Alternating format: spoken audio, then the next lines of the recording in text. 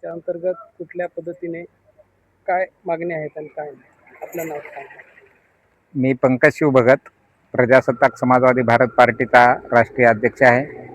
या ठिकाणी प्रजासत्ताक समाजवादी भारत पार्टी कर्मचारी संघटनेच्या वतीनं धरणे, निदर्शने आणि कार्यालयाचं गेट बंद आंदोलनाचा कार्यक्रम आज तिसरा दिवस चालू झालेला आहे.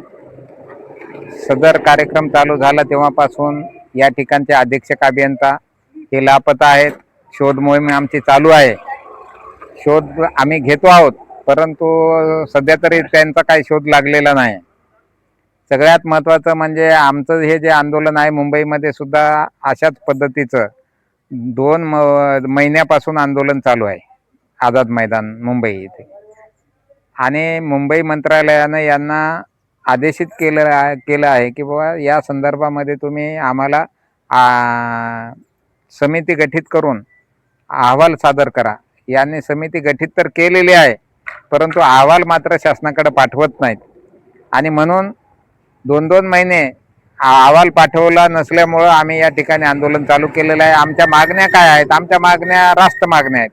दुसरा आणि चौथा शनिवार ही शासकीय सुट्टी आहे, आणि शासकीय सुट्टीच्या दिवशी आमच्या सगळ्या कर्मचाऱ्यांना अहोरात्र कष्ट केलेत, काम केलेलं आहे, मेहनत केलेली आहे, आणि त्या मेहनतीचा मोबदला मागण्यासाठी आम्ही शासनाकडे वारंवार पाठपुरावा केला. शासनाने ते पुरावे सादर करा, हे सादर करा म्हणून उडवाउडवीचे उत्तरं दिले.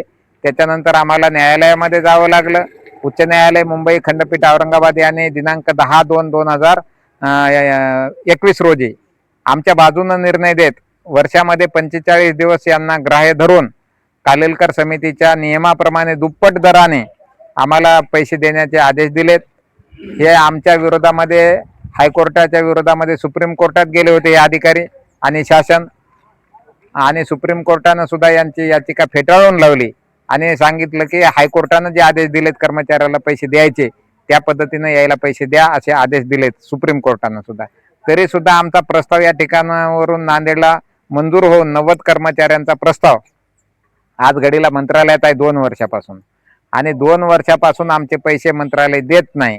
का देत नाही? तर तिथं रणजित आहिरे आहे अवर सचिव म्हणून, तर ते म्हणतात की आम्हाला 40-50 लाख रुपये द्या तेव्हा आम्ही तुमचे पैसे पाठवतो. आता एका अधिकाऱ्याला 40-50 लाख रुपये द्यायचे तर मंत्रालयामध्ये 4 टेबलवर काम आहे, 4-5 टेबलवर, तर 4-5 टेबलवर 40-50 लाख रुपये द्यायचे. तर या सेवानिवृत्त झालेल्या, मराय टेकलेल्या, बिमार असलेल्या कर्मचाऱ्यांना पैसे द्यायचे कुठून, हा सगळ्यात महत्वाचा भाग होता. आणि म्हणून आम्ही त्यांच्या विरोधामध्ये हे आंदोलन चालू केलं की बाबा आमचे पैसे मिळाले पाहिजे. न्यायालयाचे आदेश आहेत, उलट शासनानं सुद्धा GR काढलेला आहे या संदर्भामध्ये की यांना पैसे द्या म्हणून, आणि पैसे द्या म्हणून शासनानं GR काढून आम्हाला 38,94,000 रुपये या मंडळ कार्यालय अंतर्गत दिले होते. नांदेडला वाटप करा या कर्मचाऱ्याला म्हणून. ते पैसे वाटप करताना संबंधित डिपार्टमेंटच्या कर्मचाऱ्यांना, अधिकाऱ्यांना मोठ्या प्रमाणामध्ये घोळ निर्माण केला. स्वतः कार्यकारी अभियंत्याला अधिकार नसताना सब डिव्हिजनचे पैसे, उपविभागीय अभियंता या कार्यालयात कार्यरत असलेल्या कर्मचाऱ्यांचे पैसे, त्यांच्याकडे पगार होणाऱ्या लोकांचे पैसे यांनी वरच्या लेवलवर स्वतः यादी तयार करून वाटप केले, जे की त्यांना अधिकार नाहीत. आणि त्यांनी असं केलं की 65 कर्मचाऱ्याला 1 रुपयाही न देता त्यांचे नावं पैसे दिल्याच्या यादीमध्ये समाविष्ट केले, आणि पैसे तर दिले नाहीत. घोळ करून ठेवला पैशाचा.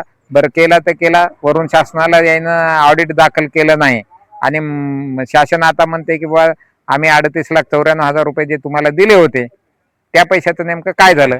मग आता त्या पैशाचं काय झालं हे डिपार्टमेंटनं त्यांना सांगायला पाहिजेत. आमचा काही रोल नाही त्याच्यामध्ये, आमच्या कर्मचाऱ्याचा काही सहभाग नाही त्याच्यामध्ये.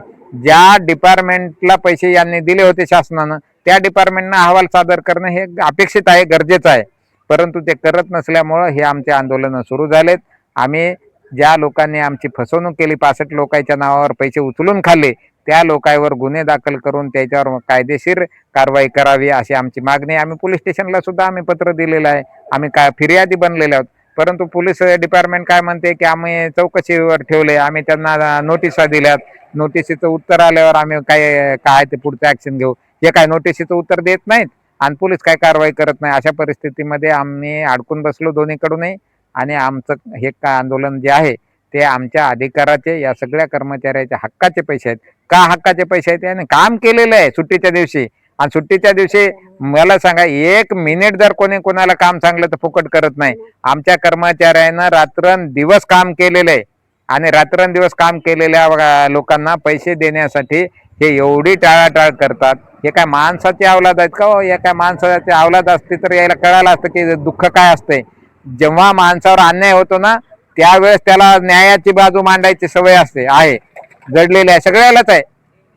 आपल्यावर अन्याय झाला ना, तेव्हा त्याला वाटते की कायदा असला पाहिजे, न्याय आमच्यावर झाला पाहिजे, अन्याय आमच्यावर नाही झाला पाहिजे. एवढ्या लोकांवर हे अन्याय करायला त्यांना त्याचं काही घेणं देणं नाही. आपण अन्याय करतो त्यावेळेस ते विचार करत नाही की आपण यांच्यावर अन्याय करायलो हे बरोबर नाही म्हणून. पण ज्या वेळेस त्यांच्यावर अन्याय होईल ना, ते तेव्हा म्हणतील की आमच्यावर अन्याय झाला, आणि त्यावेळेस ते बोंबलत फिरतील. त्यावेळेस त्यांचंही कोणी ऐकणार नाही, अशी अवस्था या ठिकाणी निर्माण झाली. 2-2 महिन्यापासून आंदोलन चालवणं ही बेकायदेशीर, बेशिस्त भंगाचा भाग आहे. या डिपार्टमेंटचे जबाबदार अधिकारी मला वाटते की हे अज्ञानात आहेत, अशिक्षित आहेत. यांना कुठल्याही प्रकारचं ज्ञान नाही असं म्हणायला बिलकुल काही हरकत नाही. कारण जे नियम आहेत लोकशाहीचे, ते सर्व नियम यानं वेठीस टांगलेले आहेत, आणि मनमानी पद्धतीनं यांचं काम चालू आहे. त्यांच्या विरोधामध्ये आमचं हे आंदोलन चालू आहे. आजचा 3रा दिवस.